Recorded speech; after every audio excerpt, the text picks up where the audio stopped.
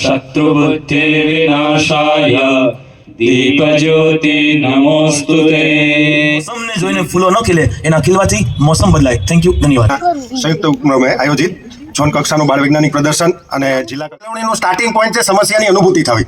જ્યાં સુધી જો આપણને સમસ્યાની અનુભૂતિ ન થાય ત્યાં સુધી આગળની પ્રોસેસ સ્ટાર્ટ થતી નથી। જેમ કે લોકોને અભિનંદન આપીએ કે ભાઈ એ લોકો 3 સ્ટેજ ઓલરેડી ક્લિયર કરી નાખ્યા।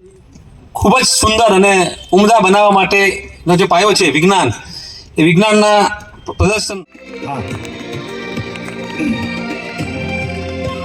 અને પોરબંદર જિલ્લાના અને પોરબંદર સિટીના ખ્યાતનામ અને સામાજિક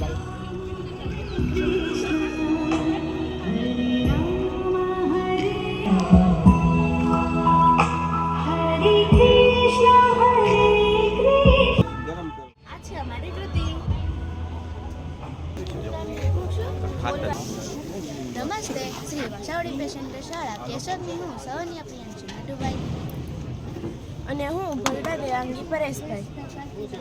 આપણે આજના આધુનિક યુગમાં જોઈએ કે લોકો સારી નોકરી, ઉત્તમ શિક્ષણ અને વધુ સુવિધાઓ માટે લોકો ગામડા છોડીને શહેરો તરફ રહેવા જઈ રહ્યા છે અને શહેરોમાં પણ બહુમાળી મકાનો ખૂબ જ વધી રહ્યા છે। પણ એમાં એક ગંભીર અને વિકટ સમસ્યા વધતી જાય છે, જે છે હેઠવાડનો યોગ્ય નિકાલ।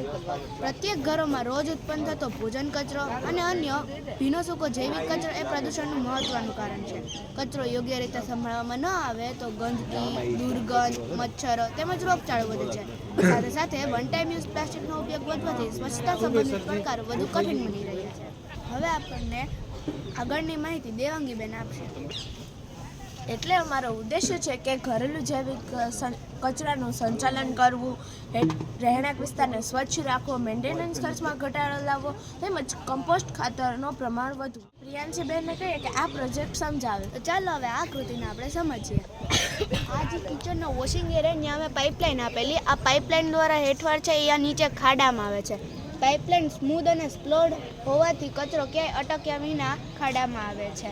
આ ખાડામાં પહેલેથી જરૂરિયાત મુજબની માટી ભરેલી હોય છે અને આ ડ્રાય વેસ્ટ ઇનપુટ પોઈન્ટ છે। આમાં નાના, મોટા, વૃદ્ધ, સફાઈ કર્મચારી એવો સૂકો કચરો નાખી શકે છે।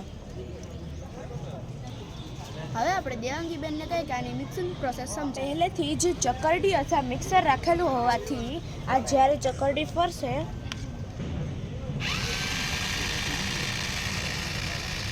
જ્યારે આ પ્રક્રિયા ફરશે એટલે એમાંથી કમ્પોસ્ટ ખાતર તૈયાર થશે।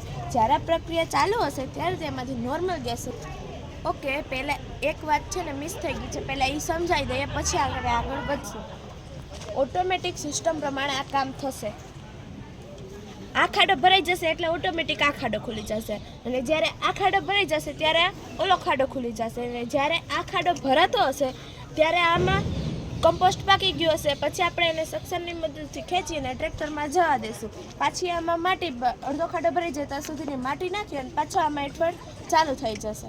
જ્યારે આ હવા ચુસ્ત બંધ હશે ત્યારે તેમાંથી એક ગેસ ઉત્પન્ન થશે, નોર્મલ ગેસ, જેને આપણે આ પાઇપલાઇન દ્વારા આમાં સ્ટોર કરશું। પછી આ પાઇપલાઇન દ્વારા આપણે એને એમાં સપ્લાય આપશું એટલે આ એલિવેશન લાઇટ ચાલુ થશે। ચાલો તો હવે આપણે આના બેનિફિટ્સ જાણીએ। પહેલાં તો મેન્ટેનન્સ ખર્ચમાં ઘટાડો થશે, રહેણાંક વિસ્તાર સ્વચ્છ સિવાય ઘરેલો કચરો સંપૂર્ણપણે સ્થાનિક સ્તરે જ મેનેજ થાય છે।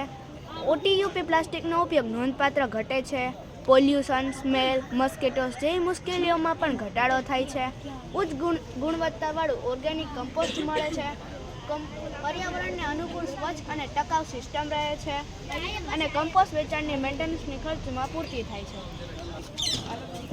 ટૂંકમાં ખરા અર્થમાં જો આ પ્રોજેક્ટને કાર્યરત કરવામાં આવે તો રાષ્ટ્રના નાગરિક માનસિક, પ્રાકૃતિક સ્વાસ્થ્ય તથા આર્થિક શારીરિક વૃદ્ધિ દરને વધુ ઝડપથી વિકસિત કરી શકશે અને ગતિશીલ બનાવવામાં આ પ્રોજેક્ટ સિંહ ફાળો આપી શકશે એવું અમારું અંગત મંતવ્ય છે। શાંતિપૂર્વક નિહાળવા માટે અને અમને સાંભળવા માટે આપ સૌનો ખૂબ ખૂબ આભાર।